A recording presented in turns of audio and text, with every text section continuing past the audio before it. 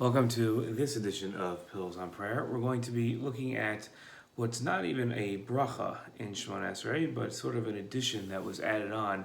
It's a composite of different prayers that we find in the Gemara.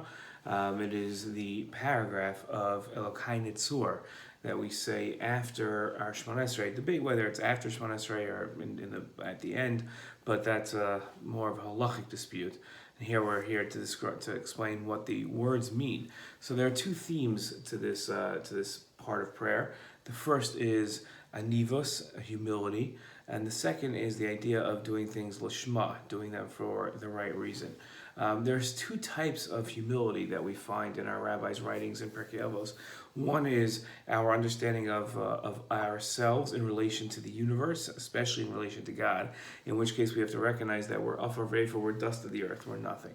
That's the first type of humility, and that's a humility and awareness that we should have wherever we are. The second type of humility that we have to have is in relation to other people. Now, I might recognize that I'm the best at something and there's no one in the world greater than me, but that doesn't allow me to be arrogant towards others. So in my mind, I could be thinking, listen, I have the awareness to know that I'm the best. Moshe Rabbeinu knew that he was the greatest prophet and there would never be a prophet like him ever again, but that didn't have him going around telling that to people. He wasn't arrogant towards others. So that's two different types of humility. Moshe, as much as he knew that he was the greatest Navi that there ever was or was ever going to be, still didn't go around, still recognized that he was, in relation to the universe, in relation to God, he was a nothing.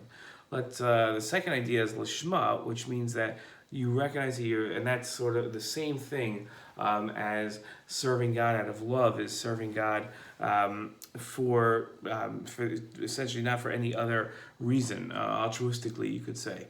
But the idea is that worshiping out of ava, or worshiping lishma, is that you recognize that this is the very best thing you can be involved in. That there's nothing out there in the world that's better than this, and that's why you're involved in it. Okay, so let's look at the words. Elokai, we address God. Netzol shonei meira. So we recognize that it's under our control whether or not to speak lashon hara, to gossip and say derogatory things about other people, which is forbidden. So we recognize that that's on us. We have to do that, but we ask God for help to do good. So we say, "Netzol shonei meira," stop my mouth from, or my tongue from doing bad. Usfasai medaber mirma, my lips from speaking waste and evil. Right, and allow me to ignore other people's insults. Okay, please, right, that's what we say, and please let me seem like nothing to other people in the world. Meaning I should reach this level of anivos, this level of humility that we discussed before. Pesach libi b'sarsecha. Right, so now that I've talked about having my mouth cleaned of all sin, please let it be filled with Torah. And if I recognize that learning is not enough, I have to run it and do the mitzvos, right? I have to fulfill the mitzvos. So that's why I want to chase the mitzvos. And whoever thinks bad about me, who's plotting against me, in other words, to stop doing the mitzvos, right? So mehira hafer atzalsam akalkal machshavasam. Please stop them. Please annul their ideas and their plots against me. We say aseh l'man shemecha, aseh l'man yiminecha, aseh l'man kedushosecha, aseh l'man torasecha, l'man yichaltzun yedecha, shia mincha maneni. And this is this idea of doing things l'shma.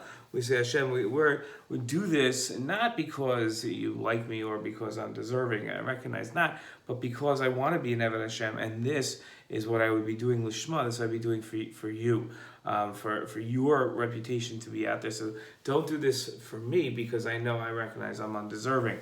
But please do this so that we can further the greatness of your name out in the world.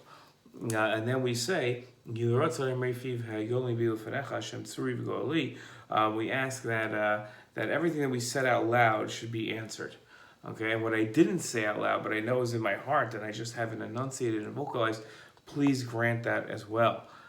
We say that Hashem is the one that saves us even from sin, whether it be accidental or purposeful. And then as we take our steps back away from God, we say shalom b'ramav, that Hashem should let there be peace in His world, because He is the one that makes peace for us and for all the Jewish people.